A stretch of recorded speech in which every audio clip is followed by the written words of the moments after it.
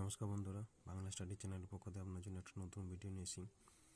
ভিডিওটি শেষ পর্যন্ত ওয়াচ করবেন, ভালো লাগলে লাইক কমেন্ট এবং শেয়ার করবেন। এখানে এটা কোয়েশ্চেন আছে, এখানে এটা জিজ্ঞাসা চিহ্ন আছে। এই অপশানগুলোর মধ্যে কোনটা হবে সেটা আপনাদের কাছে তুলে ধরছি। এখানে কনটিক্স হয়েছে। প্রথমে এই দুটো গুণ করছি, 6 × 5 = 30।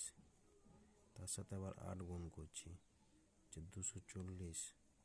সেইটাকে আবার 10 দ্বারা ভাগ করছি, তাহলে হচ্ছে 24।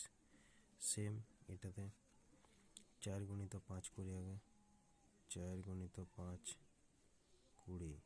সেটাকে আবার 7 দ্বারা গুণ, 140। সেটাকে 10 দ্বারা ভাগ, হচ্ছে 14। তাহলে এটাতে কী হবে, 10 × 3, 10 × 3 করলে হচ্ছে 30। সেইটাকে আবার 13 দ্বারা গুণ, 13 × 3 = 39, 390।